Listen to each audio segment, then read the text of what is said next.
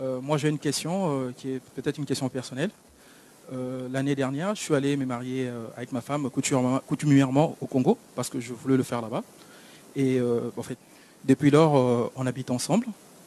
Et en fait, on devait faire aussi le civil, mais bon, on a eu des petits soucis. Mais là, on habite ensemble. Je veux savoir si je suis dans la fornication ou pas. Ouais. Très bonne question. Et puis moi, par rapport à d'autres enseignements, j'arrive à comprendre le mariage qui était reconnu, c'était le mariage religieux à l'église. Et bon, là, récemment, j'ai entendu dire que, en fait, vu qu'on est en France, le mariage le plus important, c'est le mariage civil. Alors, je veux savoir un peu, je suis un peu dans le flou là. Ok. Merci. Si nous voulons rester bibliques et comme nous aimons la parole, selon la Bible, il y a un problème avec ce micro. Selon la Bible, en fait, qu'est-ce que le mariage? Je vous pose la question. C'est une alliance. Très bonne question, Alain. Merci Seigneur. Le mariage égale alliance. On va creuser encore. Qu'est-ce qu'une alliance? Un accord, un engagement. Une alliance, c'est un pacte. Très bien. Enfin, c'est plus que ça parce que c'est un pacte, ouais, c'est un contrat. D'accord? Entre deux personnes, nous sommes d'accord? Ou plusieurs personnes. Mais dans le cas du mariage, c'est entre deux personnes, bien sûr. Et deux personnes de sexe différent selon la Bible. Pour nous les chrétiens. D'accord? Voilà. Alors, maintenant, quand on parle de l'alliance, il y a forcément le sang. On est d'accord? Donc, bibliquement parlant, le mariage est contracté lors du premier rapport sexuel. C'est ce qu'il faut comprendre. C'est pour cela que nous devons être bien enseignés. Paul nous dit dans 1 Corinthiens 6. Écoutez bien. Il dit ceci. Celui qui s'attache à la prostituée est avec elle un seul corps. 1 Corinthiens 6.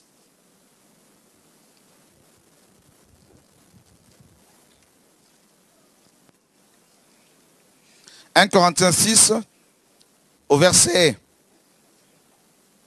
16. Les hommes qui sont assis, ne voulez-vous pas laisser vos places aux femmes qui sont debout? Regardez comment vos mères, vos sœurs sont debout. Et si vous êtes malade, bon, on peut comprendre. Mais sinon, on est très galant dans notre royaume. Et surtout les frères qui veulent se marier. Parce que ça se trouve que celle qui reste debout à vos côtés sera votre future. Et elle risque de vous reprocher le jour où vous allez lui dire que Dieu m'a dit. C'est vous ou c'est toi. Amen. Voilà. Alors, Paul dit, verset d'abord, ne savez-vous pas que vos corps sont des membres de Christ? Prendrais-je donc les membres de Christ pour en faire les membres d'une prostituée? Loin de là. Ne savez-vous pas que celui qui s'attache à la prostituée est un seul corps avec elle? Car il est écrit, est-il dit, les deux deviendront une seule chair. D'accord?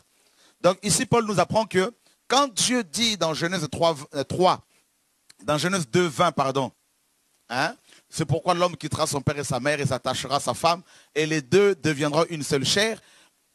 Paul nous fait comprendre que Dieu voulait dire littéralement que l'homme aura des rapports intimes avec sa femme et ils deviendront une seule chair. Voilà le mariage. Parce que Adam, ils n'ont pas été, d'abord, ils n'ont pas été dans une assemblée pour se marier. Si nous voulons revenir à la parole. Ils n'ont pas été devant un maire pour se marier, si nous voulons revenir à la parole. Je prends un autre exemple. Les Indiens en Amazonie, ils n'ont pas ou dans les réserves américaines et canadiennes, il n'y a pas d'administration. Ils sont entre eux, il n'y a pas de maire, il n'y a rien de tout ça là. Comment font-ils pour se marier? Et ceux qui sont convertis, vous allez dire aux pygmées qui sont dans la forêt équatoriale, tout ça, amazonienne, tout ça là, que vous allez devant le maire, il n'y a pas de mairie, ça n'existe pas. S'ils se convertissent, on fait comment maintenant? Vous allez trouver des familles déjà composées et l'homme et la femme aussi sont fidèles l'un envers l'autre. Et quand c'est comme ça, on leur demande d'être fidèles au Seigneur jusqu'à la fin. D'accord? Comprenez mon langage, hein? S'il y a des questions, n'hésitez pas. Nous devons d'abord être bibliques et voir par la suite qu'est-ce que la parole dit par rapport à nos pays organisés. Ensuite, nous comprenons que le mariage, n'est-ce pas, est contracté lors du premier rapport. Et pourquoi? Parce que c'est là que le sang coule. C'est pour cela qu'il faut que les femmes et les hommes se marient vierges. Alléluia. Quand, dans Cantique de Cantique 4, il est dit que, Salomon dit que ma femme, ma sœur est un jardin fermé, une fontaine scellée. Il parlait de la virginité. D'accord? Et Dieu, dans Malachie 2, il dit, tu as été fidèle à la femme de ton alliance, de ta jeunesse. D'accord? Tu as été infidèle. Donc, le mariage, selon Dieu, c'est d'abord quand deux personnes vont ensemble sexuellement, il y a déjà mariage là. Donc, ça veut dire que ceux qui sont chrétiens et qui tombent tout le temps dans le péché sexuel, là, ils ont marié plusieurs personnes. Ils sont polygames selon Dieu. Et s'ils meurent comme ça, ils vont tout droit en enfer. C'est terrible, hein? Et quand on comprend les choses ainsi, on ne va plus jouer avec, hein, excusez-moi du terme, avec le sexe. Ce n'est pas un jeu. C'est sacré. D'accord? C'est pour cela, dans Deutéronome 22, lorsque une jeune femme juive vierge, en l'occurrence, était mariée, elle devait produire le signe de sa virginité, hein, donc devant les anciens de la ville. Et c'est alors que le mariage était validé. Parce que le sang, une fois coulé, donc le mariage était validé. Et si elle n'était pas vierge, on l'a lapidée. C'est pour cela que Joseph a voulu rompre quand elle a appris que Marie était enceinte. Et l'ange lui dit, t'inquiète pas, elle est toujours vierge. C'est ça qu'il faut comprendre. Alléluia. Mais comment elle est enceinte, elle est toujours vierge. Ben oui, mais c'est l'esprit qui est descendu sur elle. C'est pas pareil. Avec Dieu, tout est possible. C'est pour cela que Joseph a récupéré Marie. C'est une honte pour un juif d'épouser une femme voilà, qui n'était plus vierge. Maintenant, donc pour les pygmées, tout ça, les gens qui n'ont pas de loi, vous êtes dans une forêt, pas de loi humaine, ben vous vous référez à la loi de Dieu. Donc vous avez une épouse, gardez-la hein, jusqu'à la fin. Vous avez un homme, gardez-le jusqu'à la fin de votre vie. Ok. Maintenant, nous sommes en France. Nous sommes en France, il y a des lois. Romains 13 nous dit que toute personne soit soumise aux autorités. Car il n'y a pas d'autorité qui ne vienne de Dieu. Bon, on est issus de plusieurs pays, tout ça, je parle de ceux qui sont issus de pays étrangers, tels que des continents comme l'Afrique. Vous êtes en France, en Europe. Vous vous dites chrétien. Vous voulez gagner les Européens, à moins que vous décidiez de rester entre Africains, comme c'est souvent le cas, malheureusement. Maintenant, vous décidez de toucher les Européens. Vous voulez vivre en marge du reste de la population française. Donc, vous ne voulez pas vous intégrer. Et ce communautarisme, là, mes amis, ambiant, nous devons le combattre parce que ça fait des dégâts. On voit des enfants qui sont nés en France et qui ont du mal à s'exprimer en français. Ils sont nés en France, ils ont un accent très poussé. Pourquoi? Parce que les parents ne veulent pas s'intégrer. Donc, les enfants naissent hein, dans un environnement où ils sont enfermés. Ils ne savent pas lire, ils ne savent pas s'exprimer. Tout ça, là, quand ils ouvrent la bouche, tout ça, là, c'est compliqué. Alors, pourquoi? Parce qu'il n'y a pas l'intégration. Les parents ne veulent pas s'intégrer.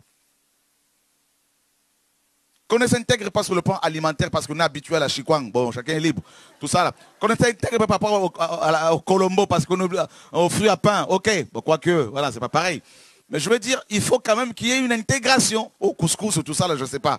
Hein, parce que le couscous, c'est tout le temps le steak, c'est du français, ça. Alléluia. Amen. Gloire à Dieu. Merci.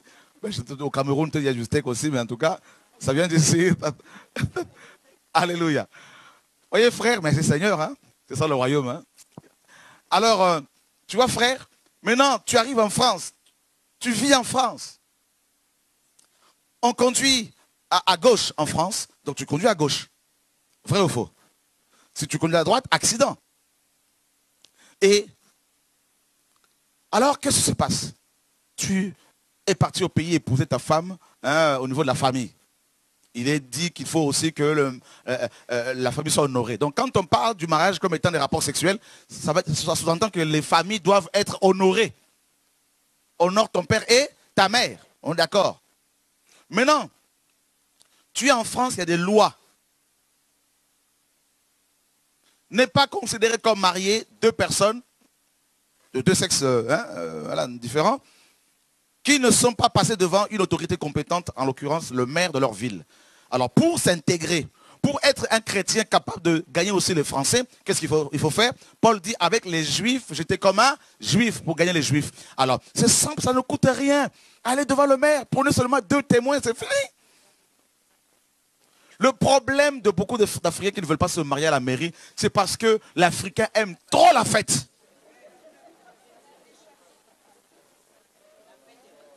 Ça, c'est la culture black, africain ou antillais. Ils sont trop la teuf, la fête, la fête, la fête. La danse, tout ça, là, ça c'est terrible. C'est pour cela qu'ils se disent que si, peut-être c'est peut-être pas ton cas, mais j'en profite pour mettre une couche. Quand ils se marient, regardez, ils ont pris une limousine comme pas possible. Tout le monde costume comme pas possible. La femme, elle va se changer 3 ou 4 fois. C'est des dépenses, mes amis, la décoration, mais c'est incroyable. Vous allez inviter 100 personnes, c'est 300, 400 personnes qui vont débarquer. Donc ils se disent, aller à la mairie, ça pose des problèmes. Donc restons comme ça. Alors que selon la Bible, parce que l'autorité n'est pas respectée, vous péchez. Bien sûr. Parce que tu ne te souviens pas à la loi française qui honore aussi, par rapport au mariage, qui honore la parole. Parce qu'on doit se soumettre aux autorités. Et Pierre dira, il ira loin. Honorer le roi, nous dira-t-il. Écoute frère, pour avoir tes papiers, tu vas voir l'autorité ou pas? Bien sûr. Pour avoir du travail, tu vas voir les autorités ou pas? Bien sûr. Pour l'emploi, c'est le gouvernement qui est derrière. Pour être guéri, pour être soigné, tu vas voir les autorités ou pas? Ok. Donc on se sert de l'autorité quand ça nous arrange. Mais quand ça ne nous arrange pas, on bafoue l'autorité. Pour conduire, l'autorité. Pour avoir un appartement, on a besoin d'autorité. Ouais, donc il faut, n'est-ce pas, appliquer la loi française. L'autorité, il y a des lois que l'autorité reconnaît qui, n'est-ce pas, ne sont pas en accord avec la parole. Mais dès l'instant où l'autorité dit que vous n'êtes pas marié, vous n'êtes pas présenté devant une autorité compétente, donc votre union n'est pas reconnue, vous êtes en désaccord avec la parole qui te dit qu'il faut honorer l'autorité.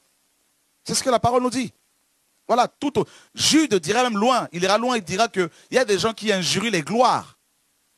Que Moïse n'a même pas porté de jugement des jugements blasphématoires, dans la vraie traduction, contre Satan. Parce que Satan est une autorité. Voyez, les apôtres, les premiers chrétiens respectaient les autorités. Et Paul dira même qu'il faut prier pour les autorités afin que nous menions une vie paisible. Le problème, c'est que si on regarde ici, beaucoup de chrétiens qui sont ici, d'origine africaine, ils n'ont jamais été à la mairie pour le mariage. Et très souvent, ce sont les premiers à faire la queue pour la prière. Pourtant, quand les enfants naissent, on va voir l'autorité pour les enregistrer. Vous voyez qu'il y a un problème qui ne va pas là. Il faut l'intégration. On veut la CAF, on veut l'argent pour les enfants, mais on ne veut pas... Non mais quand même les amis, je comprends pourquoi Dieu veut me dire quelque chose là. Beaucoup vivent comme des couples, des femmes seules, se déclarent femmes seules pour avoir les allocations. Ce sont des voleuses. Alléluia! On acclame la parole de Dieu, frères et sœurs.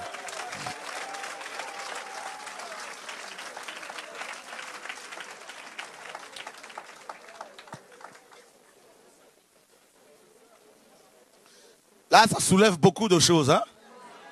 Hein? Aujourd'hui, c'est le réveil autrement. Amen. Question. Question. Le micro est où? Oui. Les mêmes lois françaises nous demandent maintenant de nous marier entre hommes et hommes. D'accord. Femmes et femmes. Ok. Alors nous les Africains, on va être où maintenant? Ok. Merci. Très bonne question. Alléluia. Dis à ton voisin, c'est le réveil.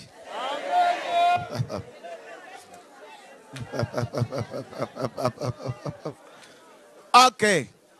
Nous, étant chrétiens, Nous nous référons à la Bible. Si l'on veut nous mettre en prison, il faut d'abord qu'ils mettent la Bible en prison. La Bible dit Dieu créa l'homme et la femme. Donc nous restons bibliques, mais nous n'allons pas manquer du respect aux autres. D'accord? Nous prions pour les autres, mais nous voulons appliquer la parole de Dieu. Voilà. Voilà.